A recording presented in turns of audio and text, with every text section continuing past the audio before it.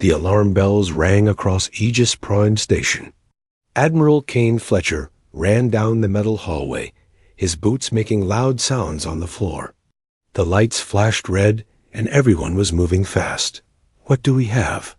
Kane asked as he reached the Command Center. Captain. Lisa Brooks turned from her screen. Her face was pale.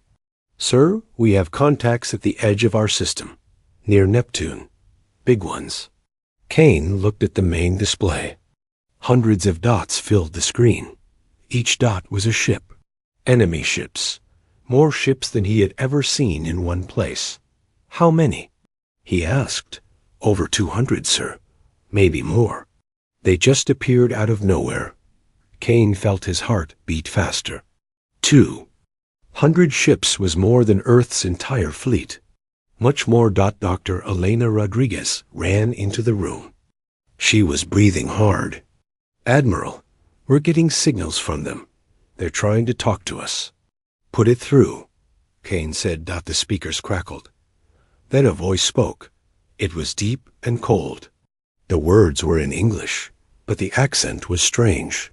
"Humans of Earth, we are the Zephyrian Empire. You will surrender your world to us. This is not a request. This is a command." The room went quiet. Everyone looked at Kane. He stared at the screen full of enemy ships.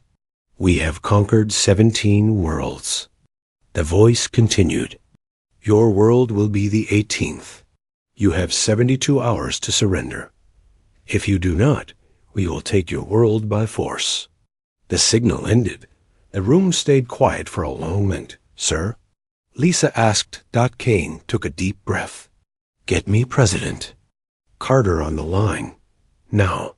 While they waited, Kane studied the enemy fleet. The ships were huge. The biggest ones were as large as small moons.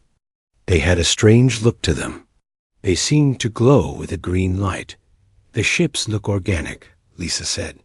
"Like they're alive." Elena nodded. "The hull readings are strange. It's like they're made of some kind of living metal." Kane's screen lit up. President Helen Carter appeared. She looked worried. "Admiral Fletcher, what's our situation?" "Madam President, we have a large alien fleet at our system's edge. They want us to surrender in 72 hours. "How large?" "Over 200 ships. Some are massive. Bigger than anything we have." President Carter was quiet for a moment. "Admiral, call an emergency meeting. Get all our top people together. We need to figure out what to do." Kane nodded. "Yes, ma'am." The next few hours were busy. General Marcus Stone arrived from Earth. Commander Jake Morrison came from the moon base. Ambassador Claire Johnson joined by video link. They all sat around a big table. The alien fleet was still on the main screen. "What do we know about them?" President Carter asked. Elena stood up. "They call themselves the Zephyrian Empire. They say they've conquered 17 other worlds. From what I can tell, they're very confident. They think we'll just give up." "Their ships are advanced," General Stone said. "But we don't know how advanced. We need more information." "I can send a scout ship," Lisa offered. "Get a closer look." Kane nodded. "Do it. But be careful. We don't want to start a fight yet." Lisa left to prepare her ship. The others kept talking about what to do. "Maybe we can negotiate," Ambassador Johnson said. "Find out what they really want." "They want our world," Kane said. "They made that clear, but maybe we can make a deal. Give them something else." General Stone shook his head. "These sound like conquerors. They don't make deals. They take what they want." President Carter looked tired. "How ready are our defenses?" "Better than they think," Kane said. "But we need time to get everything in place." "How much time?" "At least 48 hours, maybe more." President Carter nodded. "Then we stall." Ambassador Johnson, try to talk to them. See if you can slow them down. The meeting broke up. Everyone had jobs to do. Kane went back to the command center. Lysa was already gone in her scout ship. On the screen, Kane could see her ship moving toward the alien fleet. It looked very small next to the enemy ships. "Admiral," Elena said, "I'm picking up more signals from them. They're talking to each other. Can you understand what they're saying?" "Some of it. They seem surprised that we haven't answered yet. Most other worlds surrendered right away." Kane smiled a little. "We're not most other worlds." Hours passed. Lisa's ship got closer to the aliens. She sent back pictures and data. The enemy ships were even bigger than they thought. Some had weapons that looked like they could destroy whole cities. "They have energy weapons," Lisa reported over the radio. "Big ones. And their hulls are thick. Really thick." Kane studied the data. The aliens had more ships and bigger weapons. But something felt wrong about the whole situation. "Elena, what else can you learn from their signals?" Elena worked at her computer. "They seem very sure of themselves. Like they've done this many times before. But Admiral, there's something else." "What?" "They keep talking about other worlds that surrendered quickly. They seem to expect easy victories." Kane thought about this. Maybe that's their weakness. They're used to easy fights. On the screen, the alien fleet started moving. Slowly, but moving toward Earth. "They're coming," Lisa reported. "The whole fleet is heading our way." Kane looked around the command center. His people were scared but ready. Earth had never faced anything like this before. But Kane had a feeling. The aliens had never faced anything like Earth either. "All stations, prepare for possible combat," he ordered. "And get me every ship we have. It's time to show these aliens what humans can do." The battle for Earth was about to begin. High Commander Vexlern stood on the bridge of his flagship. The massive ship drifted through space like a living mountain. Around him, his officers worked at their stations. "Report," he commanded. "The human world shows no signs of surrender," his tactical officer said. "They have not responded to our demands." Vexlern was not worried. He had conquered many worlds. They all acted the same way at first. Fear made them do stupid things. "How long since we gave them the ultimatum?" 12 hours, Commander." "Good. They are probably trying to decide who will speak for them. Or maybe they are fighting among themselves." Vexlern had seen this before. "What do we know about their defenses?" The tactical officer looked at his screen. "Very basic, Commander. They have small ships. Maybe 100 total. Their weapons appear to be simple energy beams and projectiles. Just like the others," Vexlern said. Every world he had conquered used the same basic technology. "And their cities?" "Scattered across their planet. No major orbital defenses. A few space stations, but nothing significant." Vexlern nodded. This world would fall quickly, just like all the others. Meanwhile, Captain Ryan Bell moved his stealth ship Shadow through the dark space between the way. Alien vessels. His ship was small and quiet. The aliens could not see him. "Getting good readings on their fleet," he reported back to Admiral Fletcher. "These ships are massive, but they move slowly. They seem to rely on size rather than speed." Ryan studied the alien formation. They moved in a straight line, like a parade. No scouts on the sides, no rear guard. They acted like they owned the space they moved through. "Admiral, they're not even trying to hide. They want us to see them coming." Back on Earth, Director Angela White worked to evacuate the big cities. But most people refused to leave. "We're not running," said one man in New York. "This is our home." "The government will protect us," said a woman in London. "They always have." Angela was surprised. In all the disaster drills, people had been eager to evacuate. But now, facing real danger, they wanted to stay and fight. She called President Carter. "Madam President, the people won't leave. They want to help defend Earth. Are they scared? Yes, but they're also angry. Really angry. They don't like being told to surrender. President Carter smiled. That sounds like humans. Keep organizing. Them. If they want to help, let them help. Admiral Fletcher watched the alien fleet move closer to Earth. They would be in range of Luna City in 18 hours. Any word from Ambassador Johnson? He asked. Elena shook her head. The aliens won't talk to her. They just keep repeating their surrender demand. What about their communications? Learning anything new? Elena had been listening to alien signals for hours. Admiral, they're talking about us like we're already beaten. They're dividing up our resources, planning which humans will work in which jobs. Kane felt anger rise in his chest. They think we're slaves already. There's more. They keep talking about the usual pattern. Apparently, most species surrender as soon as they see the fleet. And when they don't, the aliens destroy one major city as an example. Then the planet surrenders. Kane looked at the tactical display. The alien fleet was getting closer to the moon. They're planning to hit Luna City first, he realized. Elena nodded. It makes sense from their point of view. Destroy our biggest space colony, and Earth will panic. Kane opened a channel to Colonel Steve Parker on Luna. Steve, you need to prepare your defenses. You're going to be their first target. Understood, Admiral. We're ready. But Kane wondered if they really were ready. Luna City had defenses, but nothing like what was coming toward them.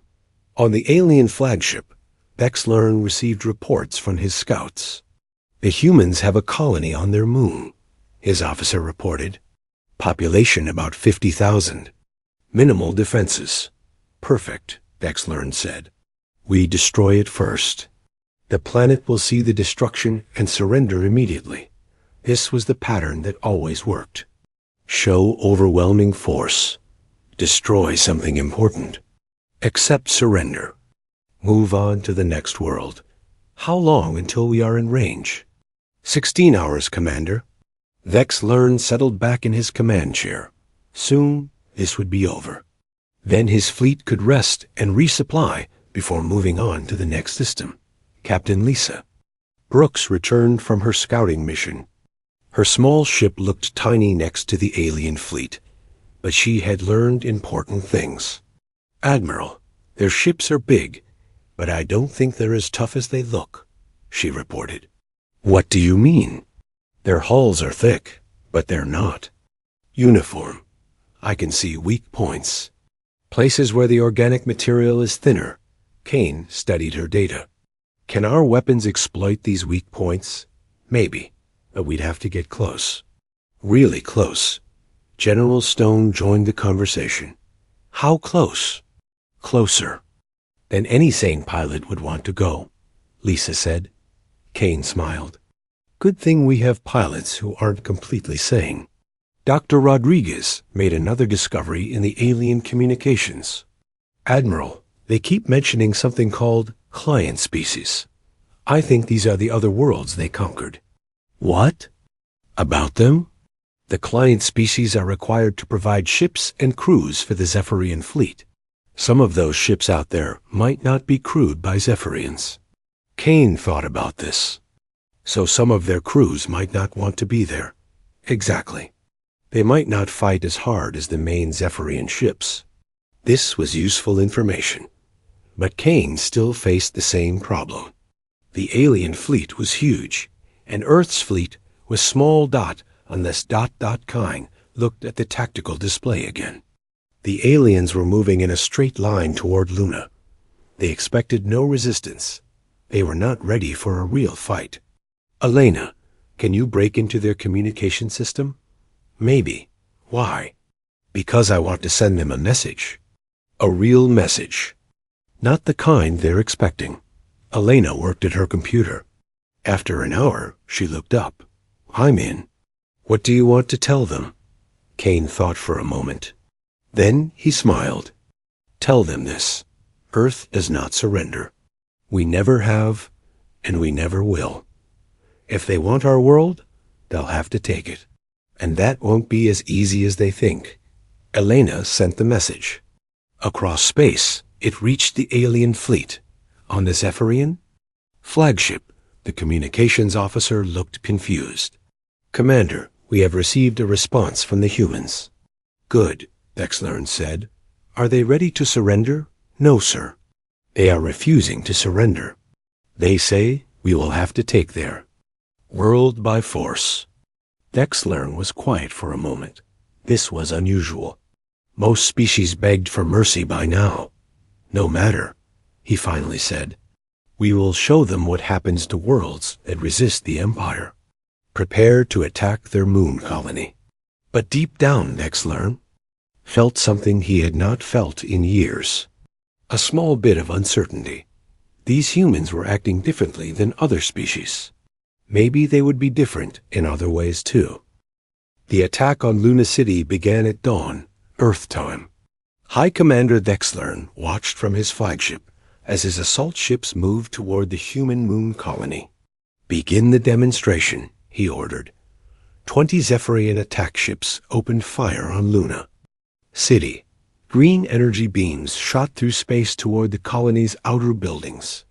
Dexlern expected to see explosions and destruction. Instead, the energy beams hit something invisible. The air around Luna City shimmered like water. The alien weapons had no effect. What is that? Dexlern demanded. His tactical officer studied. The readings. Some kind of energy shield, Commander. It's absorbing our weapons' fire. Impossible. Our intelligence said they had no advanced defenses. On Luna City, Colonel Steve Parker watched the alien attack from his command center. The base's shield held strong against the enemy fire. Shields at 95%, his officer reported. Those weapons aren't as powerful as they look, Steve smiled. Good. Now let's show them what we can do.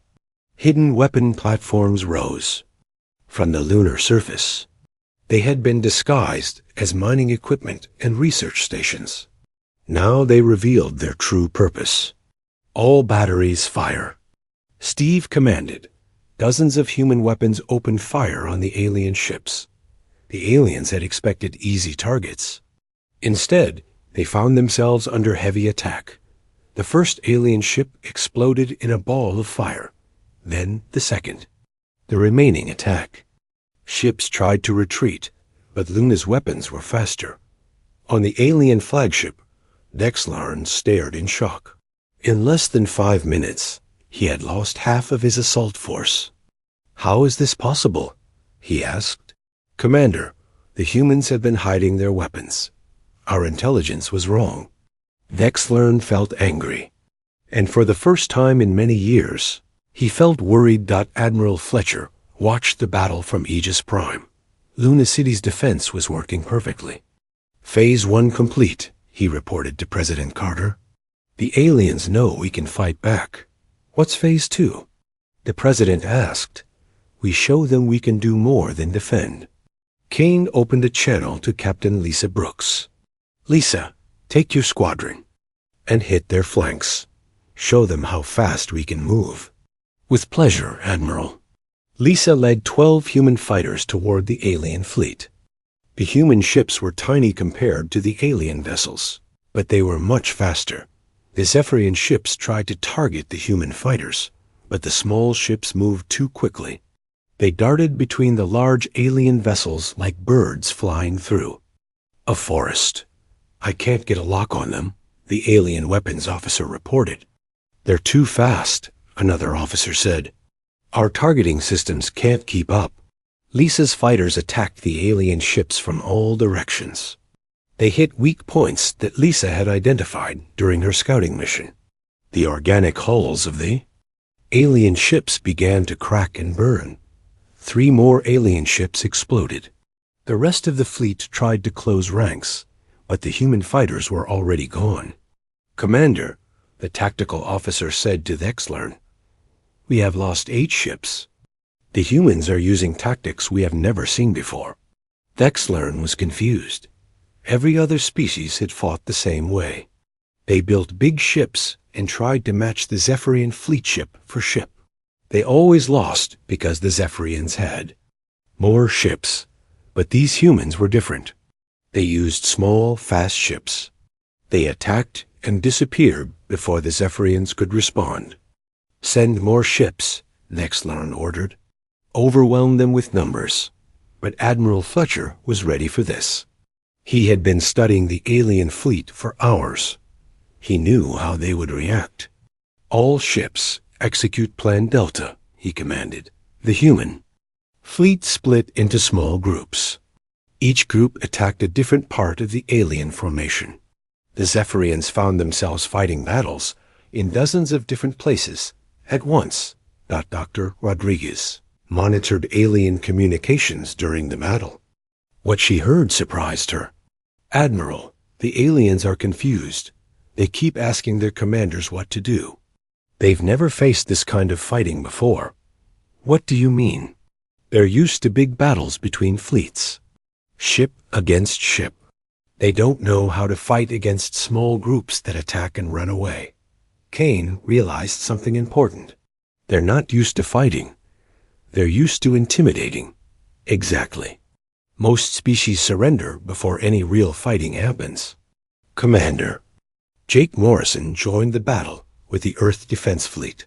His ships came from behind Earth, surprising the aliens who thought all human ships were already engaged. This is Morrison, hitting their rear guard now. Jake's ships attacked the back of the alien formation. The Zephyrians had to turn some of their ships around to face this new threat. This made their formation weaker. On the alien flagship, alarms were ringing. Dexlern S officers reported battles all across the fleet. Commander, we're under attack from 6 different directions. Our formation is breaking apart. How many ships have we lost? 23, sir. And more are damaged. 23 ships. In 2 hours. Dexlern had never lost so many ships so quickly. These humans fight like demons, one officer said. They coordinate their attacks perfectly, said another. It's like they can read our minds. Actually, they could. Dr. Rodriguez had broken most of the Zephyrian communication codes. She was listening to everything they said. Admiral, they're planning to retreat, she reported. The alien commander is considering pulling back to regroup. We can't let them do that, Kane said. If they retreat and come back with a better plan, we might not be so lucky. Kane made a difficult decision. All ships, general attack. Hit them with everything we have. The entire human fleet attacked at once. Ships came from Earth, from Luna, from hidden bases throughout the solar system. The Zephyrians suddenly found themselves surrounded, but the humans had one more surprise. Admiral, this is Deep Space Station 7, came a voice over the radio. We're in position, Kane smiled. The aliens didn't know about humanity's deep space stations. They had been built in secret over the past 20 years. Fire when ready, Kane ordered. Weapons fire came from empty space around the alien fleet. The Zephyrians were being attacked by weapons they couldn't even see. Commander, we're surrounded. The tactical officer shouted. Dexlern looked at the battle display. Red dots showed human attacks coming from everywhere. His fleet was trapped in the middle. How did they hide so many ships? He asked. They're not ships, sir.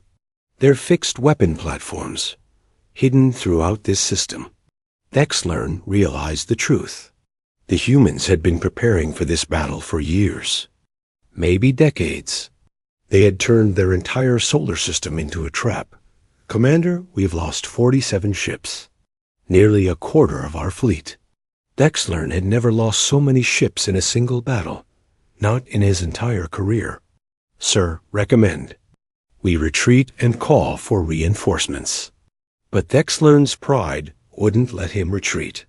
No Zephyrian commander had ever been defeated by a primitive species. No, we finish this. All ships advance on their home world. We'll end this by destroying their planet. The alien fleet began moving toward Earth. but they were no longer confident. They had learned that humans could fight. Admiral Fletcher watched the aliens approach Earth. The first battle was over, but the real test was just beginning. All Earth. Defense stations, prepare for final assault. He ordered. The aliens were coming to Earth, but they would find that Earth was ready for them. The damaged Zephyrian fleet approached Earth like wounded animals. High Commander Thexlarn had lost nearly 50 ships, but he still had over 150 left. That should be enough to destroy one small planet. All ships prepare for planetary bombardment, he ordered. We will show these humans what happens when they resist the Empire. But Admiral Fletcher had been waiting for this moment. Earth's real defenses were about to be revealed. This is Admiral Fletcher to all defense stations, he broadcast. Execute Operation Guardian. Around Earth, space began to change. What had looked like empty space suddenly filled with human ships and weapons. Hundreds of defense platforms uncloaked. At once, the Zephyrians had been watching the wrong things. While they focused on Earth's small fleet, humans had been building the largest defense network in the galaxy. By the void, whispered Thexlarn's tactical officer. Where did all these weapons come from? Commander, we're reading over 400. Human platforms. They were hidden somehow.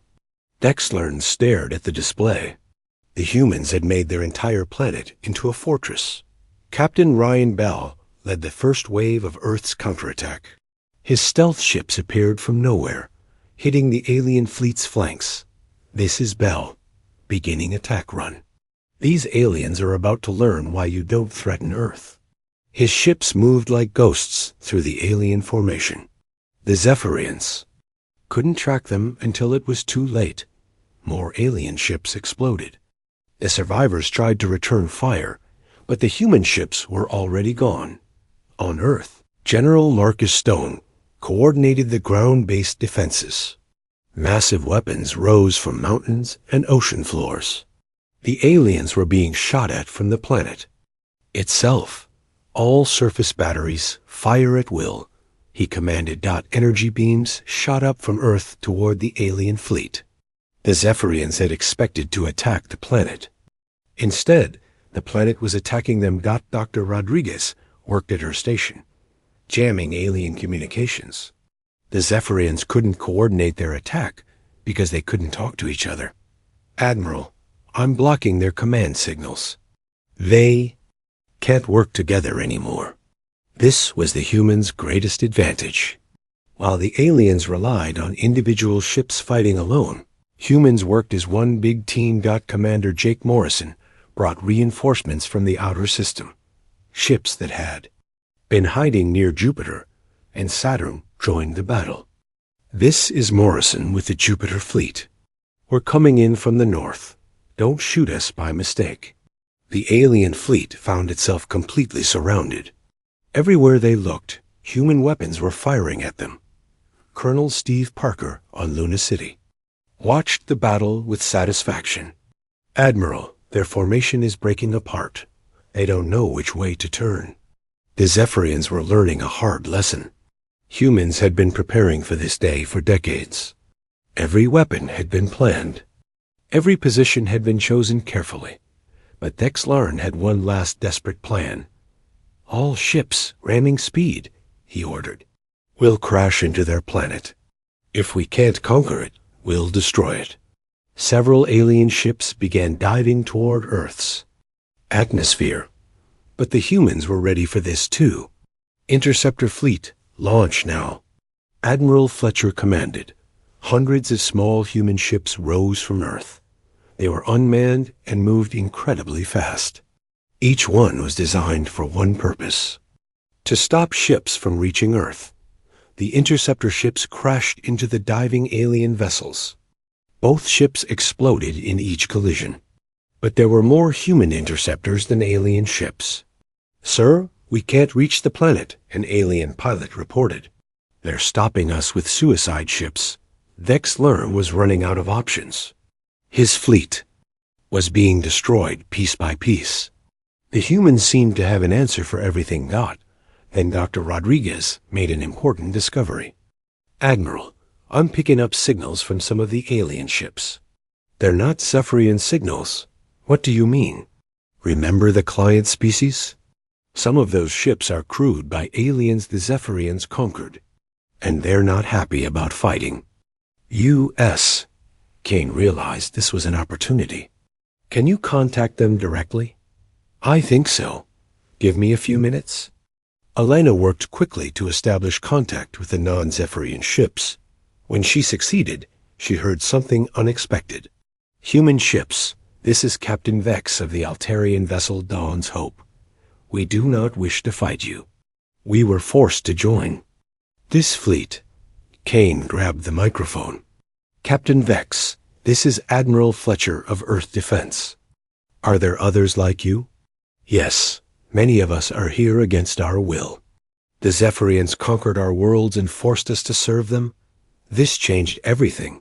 Kane had an idea. Captain Vex, would you like to be free of the Zephyrians? More than anything. But we cannot fight them alone. You're not alone anymore, Kane said. All client species ships, if you want freedom, stop fighting us and turn your weapons on the Zephyrians.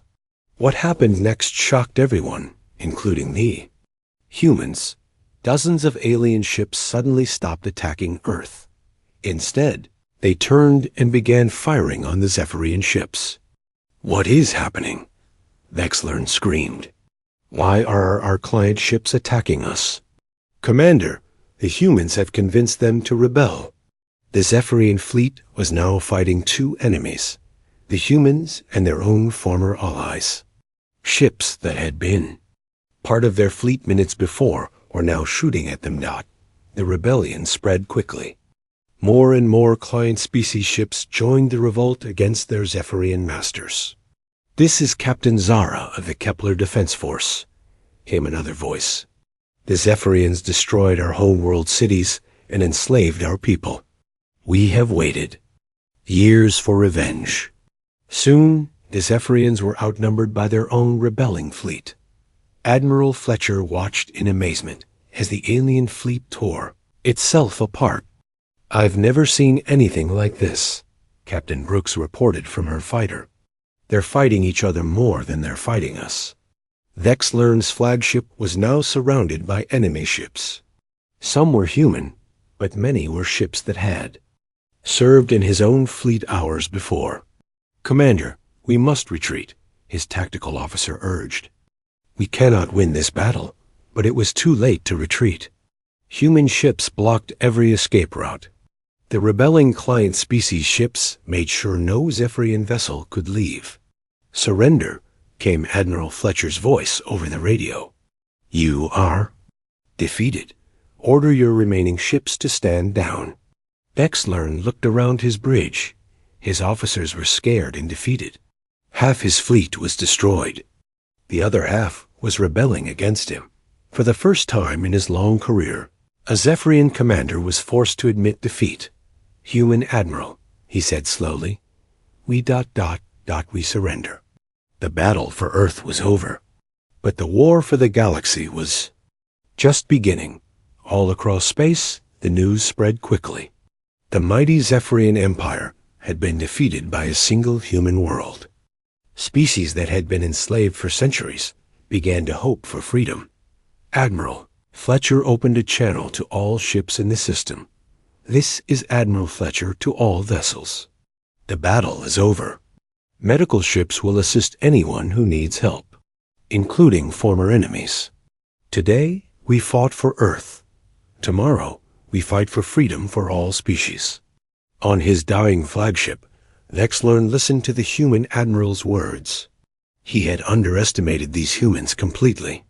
They fought not just for themselves, but for others too. Maybe that was why they had won. President Helen Carter stood before the cameras in the White House.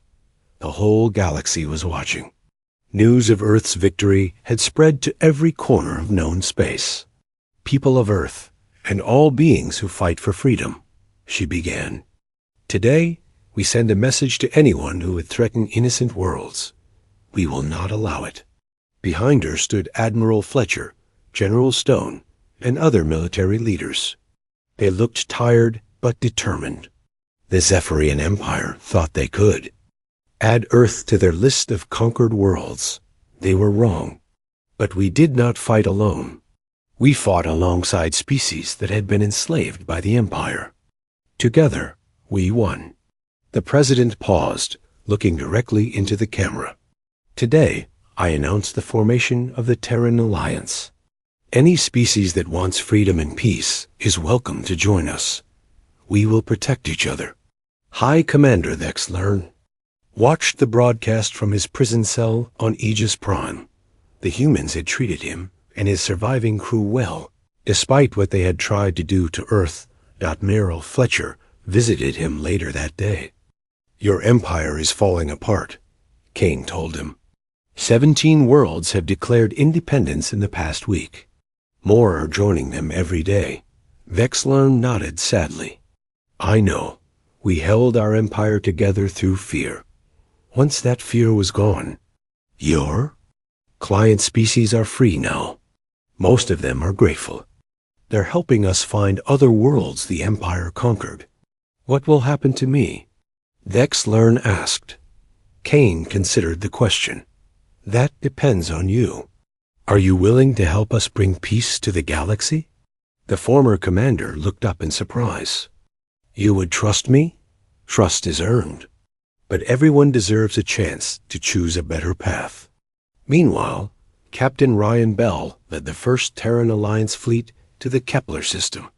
The former Zephyrian client world had asked for help rebuilding their defenses.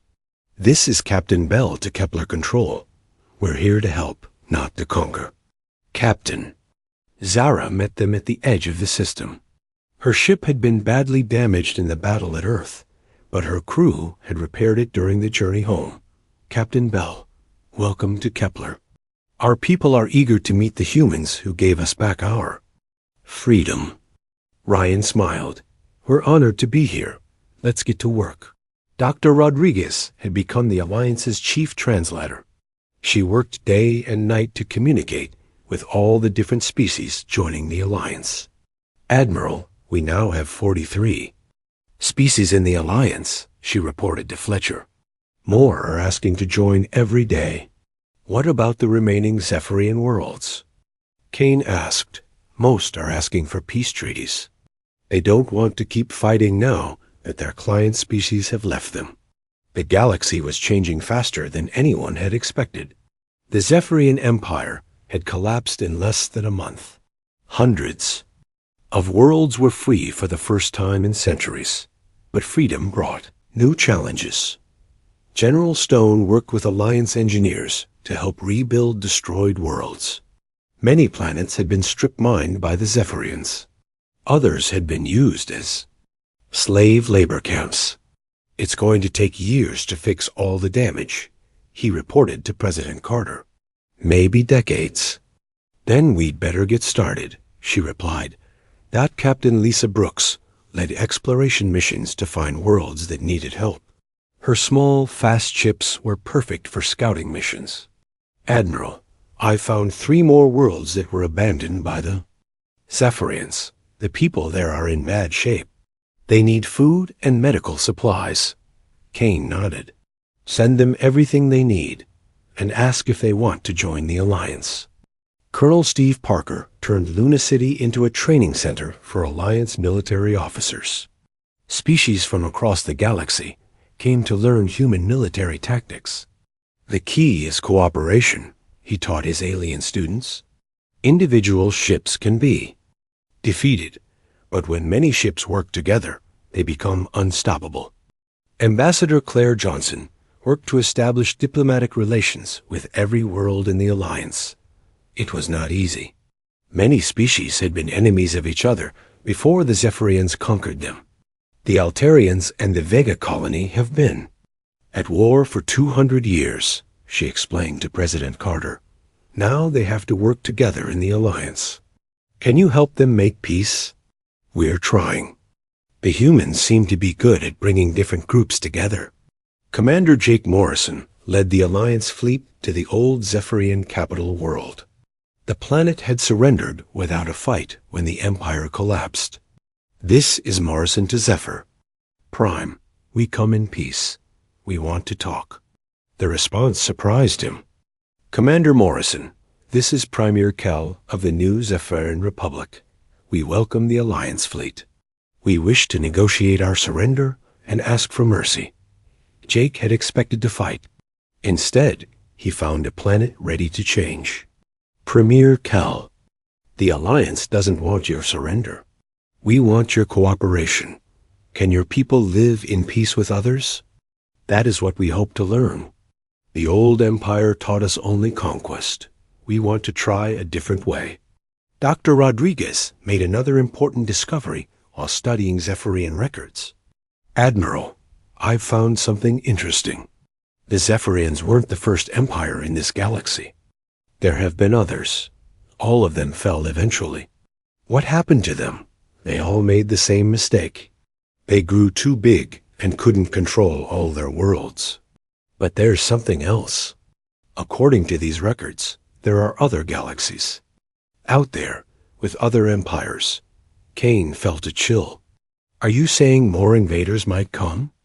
"Maybe, but now we'll be ready for them." The Alliance continued to grow.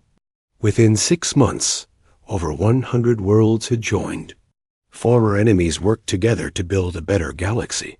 But the real test came when sensors detected ships approaching from outside the galaxy. "Admiral, we have unknown contacts at the Galactic Edge," Captain Brooks reported. "Big ships, moving fast." Kane felt the old familiar tension. Are they hostile? Unknown, but they're not using any technology we recognize. The Alliance fleet moved to intercept the unknown ships. Representatives from dozens of species stood ready on the bridge of the flagship. When the alien ships got closer, they sent a message. "This is Admiral Kess of the Andromedan Empire. We have heard that this galaxy has new rulers. We come to see if you are worthy opponents or easy prey." Kane stepped forward to answer. Behind him stood former enemies who were now allies. Humans, Zephyrians, Altarians, and dozens of other species. "This is Admiral Fletcher of the Terran Alliance. We are not rulers. We are protectors. If you come in peace, you are welcome. If you come as conquerors, you will find this galaxy harder to take than you expect." The Andromedan Admiral laughed. "Brave words from a small fleet. We have conquered 12 galaxies. Yours will be the 13th. "I don't think so," Kane replied calmly. "You see, we've learned something important. Unity is stronger than conquest. Cooperation is more powerful than fear." As if to prove his point, Alliance ships began appearing throughout the system. Hundreds of vessels from dozens of different species, all working together. "We are the Terran Alliance," Kane continued. "We stand together, all of us. And we will not let you hurt innocent worlds." The Andromedan fleet was large, but the Alliance fleet was larger. More importantly, it was united in a way the invaders had never seen before. "This is impossible," Admiral Kess muttered. "How can so many different species work together?" "Because," Kane said, "we've learned that freedom is worth fighting for. Not just our own freedom, but everyone's freedom." The battle that followed was short. The Andromedan Empire was used to fighting divided, frightened worlds. They had never faced an entire galaxy that stood together. When it was over, Admiral Kess found himself in the same position as Vexlern had been months before. "How?" he asked Kane. "How did you unite so many worlds?" Kane smiled. "We didn't unite them. They united themselves. We just showed them it was possible." Vexlern, now working as an Alliance advisor, stood nearby. "Admiral Kess, I once made the same mistake you did.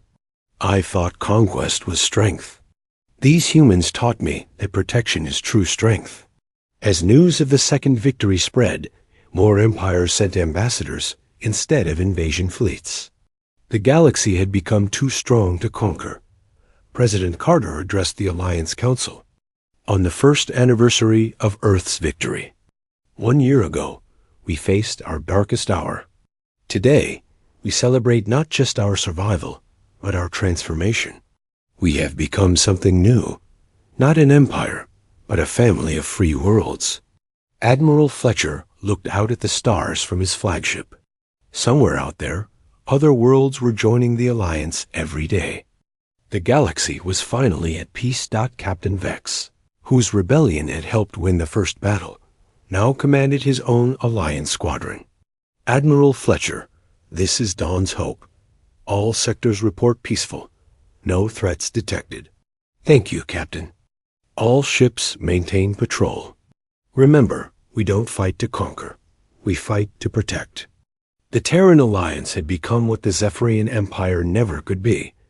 A true union of free worlds, working together not from fear, but from hope. And in the deep space monitoring stations, human operators continued to watch for new threats. Because they knew that freedom always needed guardians, the galaxy was safe. For now, and the Alliance would make sure it stayed that way.